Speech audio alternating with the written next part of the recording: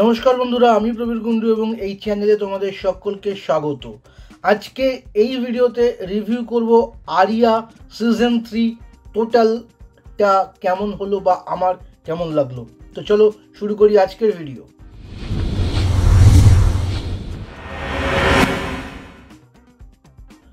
Area যখন season 1 দেখেছিলাম তখন আমি এক বাক্যে স্বীকার করেছিলাম যে এরকম সিরিজ ইন্ডিয়াতে খুব কম হয়েছে। আন্ডারওয়ার্ল্ডকে দেখানো হচ্ছে কিন্তু একটা পরিমিত বোধ থেকে, এবং যে কোনো ব্রুটাল সিন, যে কোনো একটা অ্যাকশন সিকোয়েন্সগুলোকে খুব সুন্দর বিল্ড আপ করা হয়েছে। বিশাল অ্যাকশন কিছু নেই, কিন্তু পাওয়ারফুল লোকেরা, তাদের যে ইমেজ, তারা যে ওরকম হঠাৎ করে রাস্তায় নেমে ঘুষোঘুষি করে না, তারা যে একটা নিজস্ব একটা ম্যাচুরিটি, একটা ইমেজ, একটা কুলনেস তাদের ক্যারেক্টারের মধ্যে বজায় রাখে, সেটা খুব সুন্দরভাবে আরিয়াতে ফুটিয়ে তোলা হয়েছিল। গ্যাংস্টার লিডারদের মধ্যে কথোপকথন, তাদের একটা ওয়েট, সমস্ত কিছু খুব সুন্দরভাবে দেখানো হয়েছিল এবং প্রত্যেকের পারফরমেন্সও সেরকম ছিল, বিশেষ করে সুস্মিতা সেনের। সিজন 2 ঠিকঠাক গেছে, কিন্তু সিজন 3 ওরে বাবা, এত বোরিং, এত ঘ্যাঙানি, এত প্যানপ্যানানি, মানে বিরক্ত লাগছিল। ডিরেক্টররা ফোকাসই করতে পারছিল না মূল কাহিনী কি রাখবে, কাকে মূল ভিলেন রাখবে, কাকে কোন জায়গাতে কনফ্লিক্টটা রাখবে, মানে কি যে করতে চাইছিল এরা সিজন 3তে এসে পুরো ঘেটে হয়ে গেছে। তো সিজন 3-র যে প্রথম 4টে এপিসোড তাও কোনো মতে চালিয়ে দেখা গেছিল, কিন্তু শেষ 4টে এপিসোড যেটা রিলিজ হয়েছে গত 2-1 দিন আগে, এই 4টে দেখা মানে নিজেকে নিজে টর্চার করা। এত স্লো, এত ফোকাসহীন একটা সিরিজের শেষ 4টে এপিসোড চলছে যে কি দেখাবে, কোন দিকে যাবে, কোন ঘটনার পর কোন ঘটনা আনবে, কিছু বুঝে উঠতে পারছে না।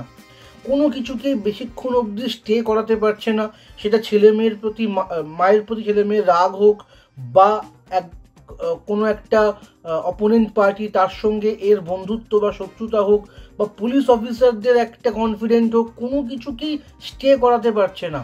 সুস্মিতা সেন ক্যারেক্টারটা এখানে তার যে লাচারি, বেচারিত্ব, সেটা খুব সুন্দরভাবে ফুটিয়ে তুলেছে। কিন্তু শুধুমাত্র অ্যাক্টিং দিয়ে তো আর একটা সিরিজকে চালানো যায় না। কতটা সুস্মিতা সেন একা তার অ্যাক্টিং দিয়ে করবে যদি রাইটিংটাই ঠিকমতো না হয়।